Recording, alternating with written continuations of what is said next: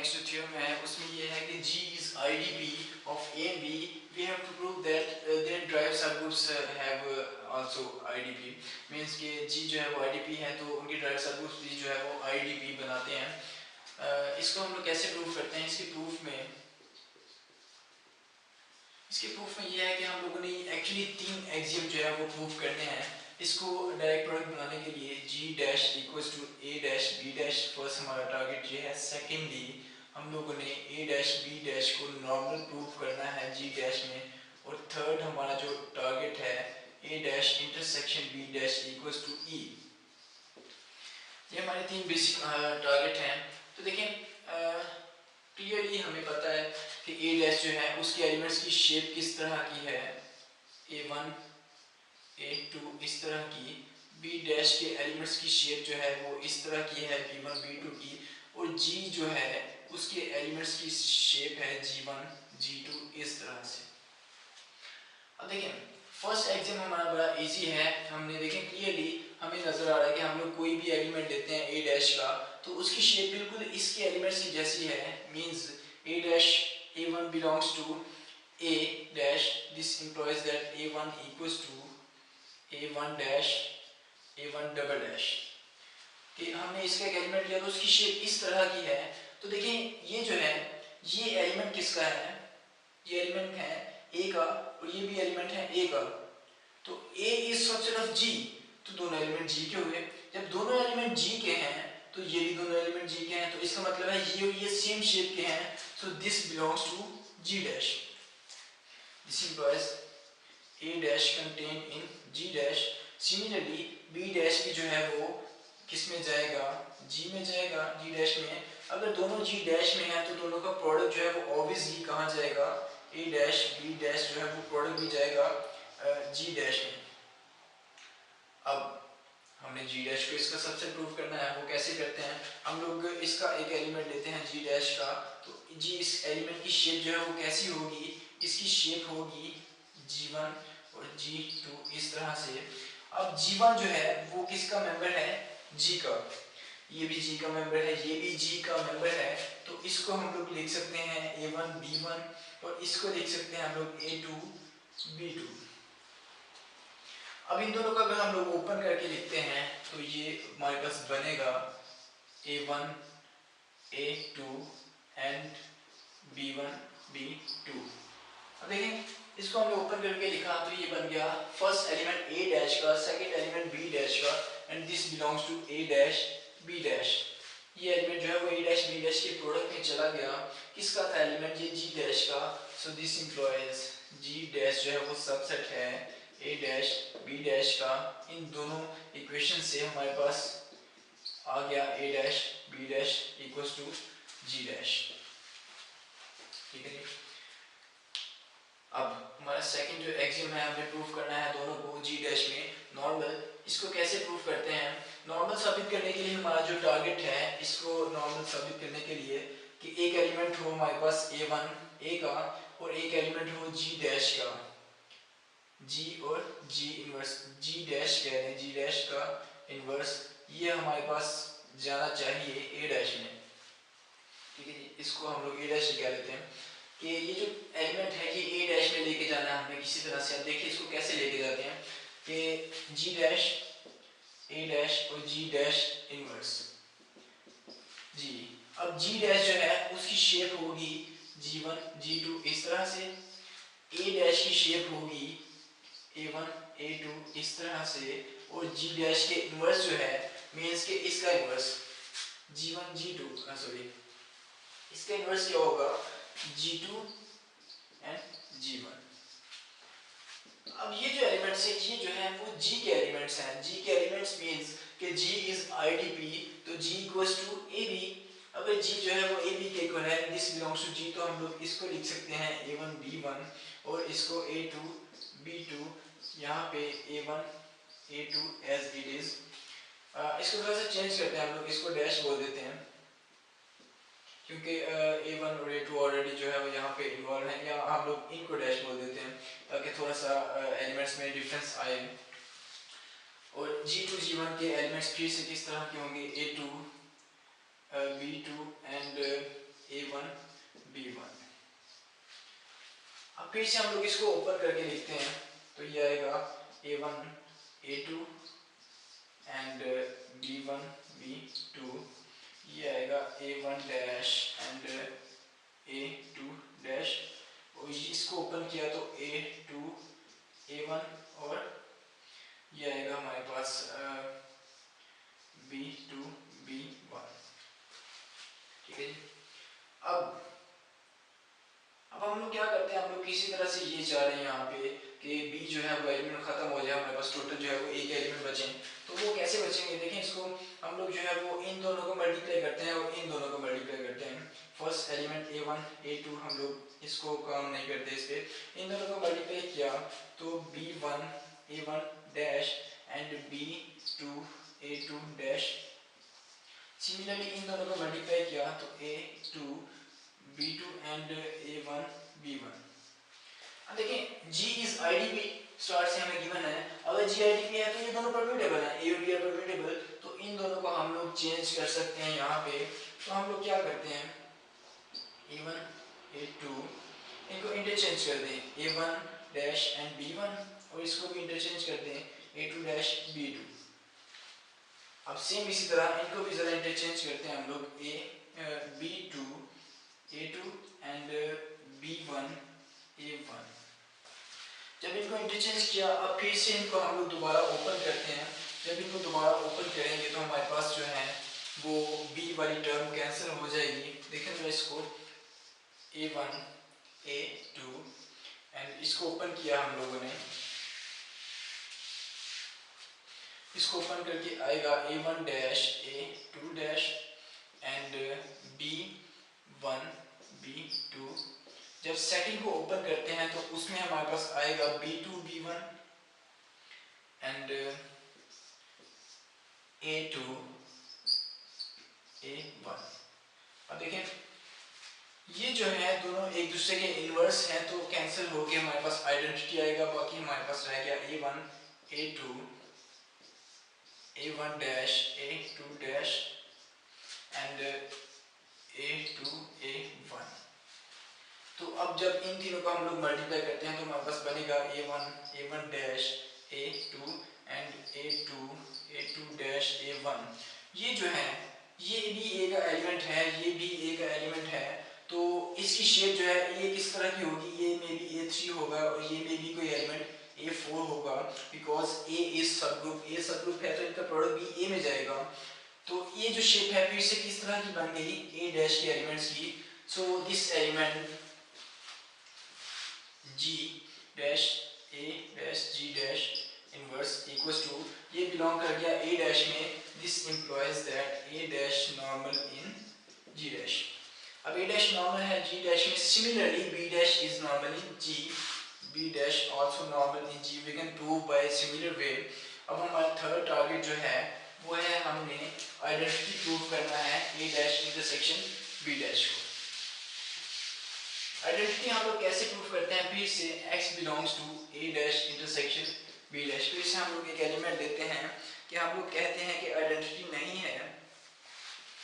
अब x जो है वो A डैश में भी होगा, x जो है वो B डैश में भी होगा। x की शेप यहाँ पे होगी A1 A2 इस तरह की, और यहाँ पे x की शेप होगी B1 B2 इस तरह की।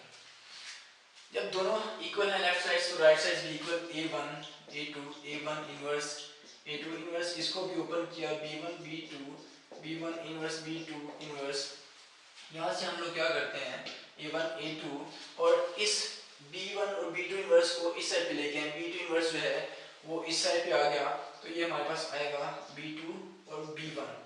B2 इनवर्स इस साइड पे आके B2 और B1 इनवर्स इस साइड पे आके B1 उस साइड पे रह गया B1 B2।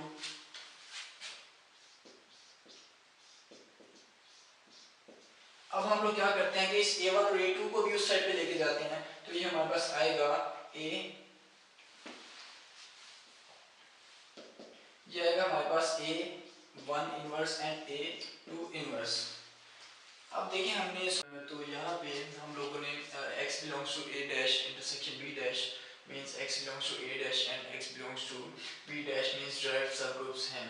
अगर x A के derived subgroup में है तो x की शेप जो है वो इस तरह की होगी और यहाँ से x की शेप जो है वो इस तरह की होगी।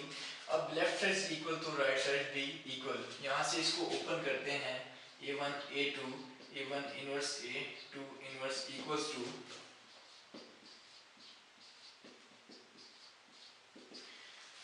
जी।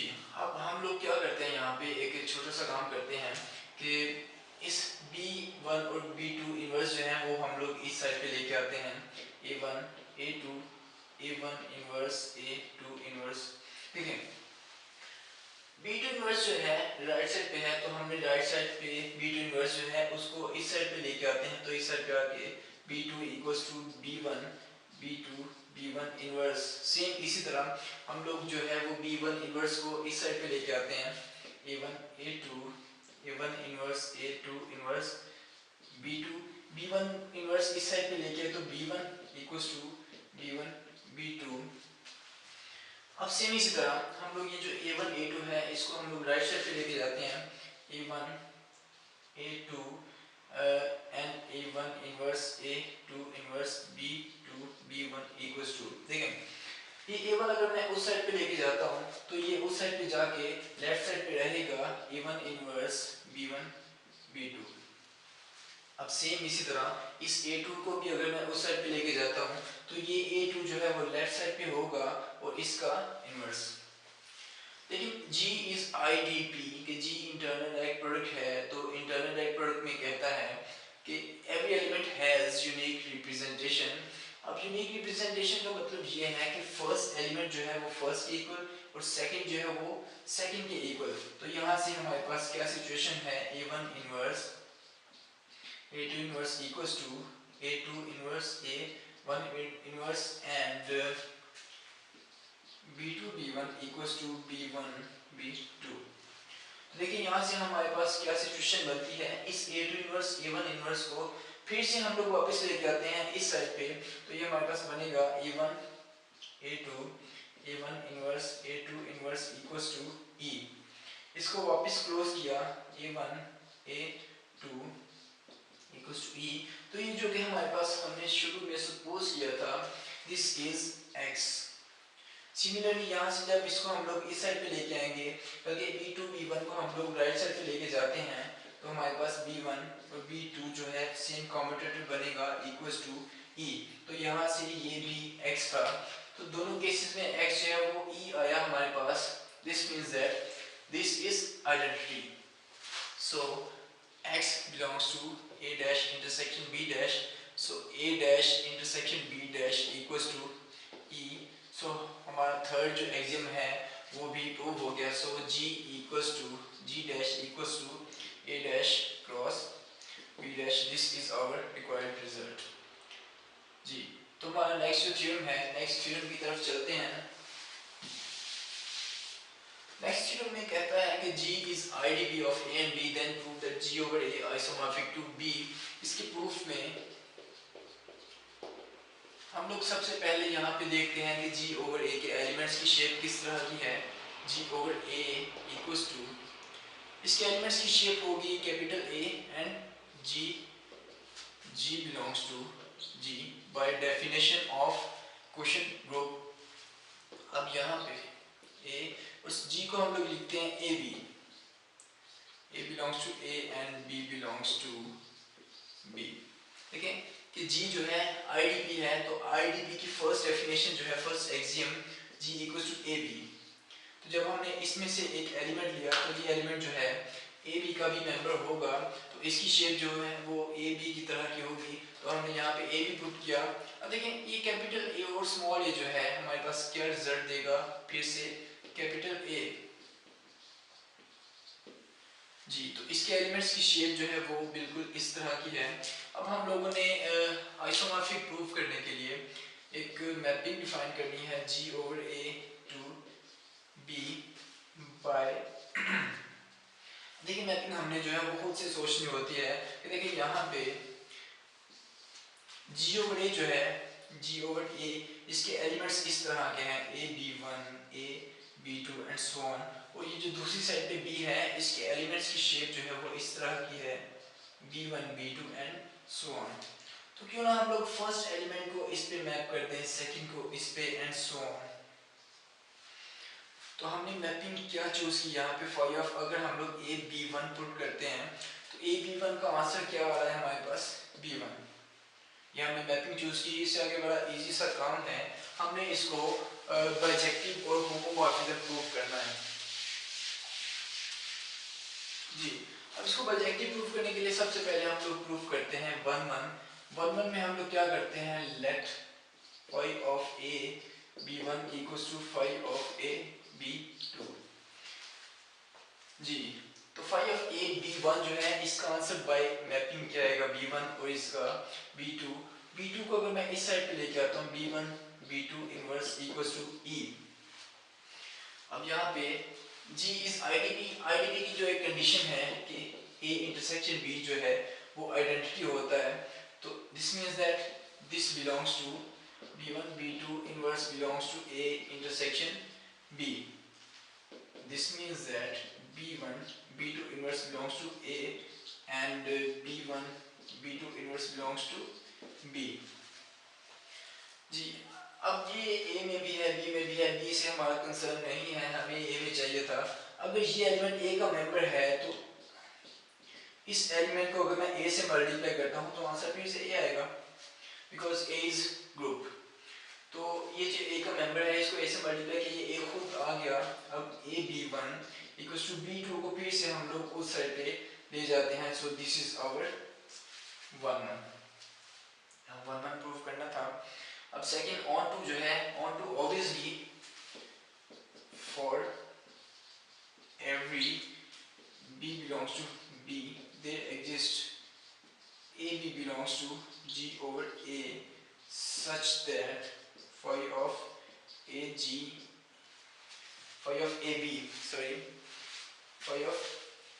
ab equals to b। Onto जो है वो ऑब्वियसली होगा। अब नेक्स्ट हमारा टारगेट है कि हमने इसको प्रूव करना है homomorphism.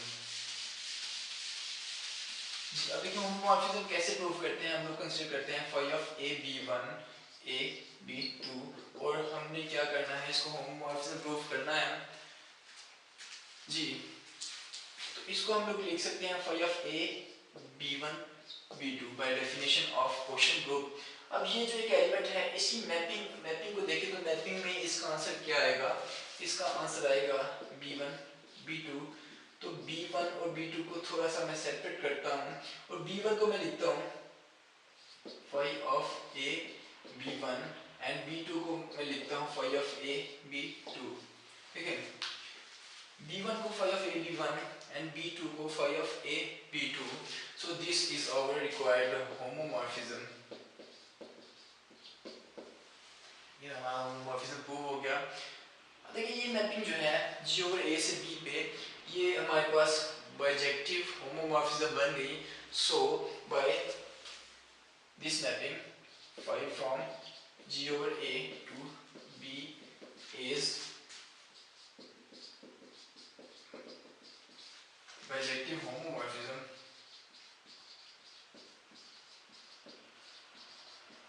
So we have g over a isomorphic to b, this is our required result। ये जो है नोट्स पे थोड़ा सा टफ है, डिफिकल्ट है, तो हम लोग इस पैटर्न से चलते हैं तो ये काफ़ी इजी है, इससे हमारे मिस्टेक के चांसेस भी काफ़ी कम हैं और हमें ये इजीली याद हो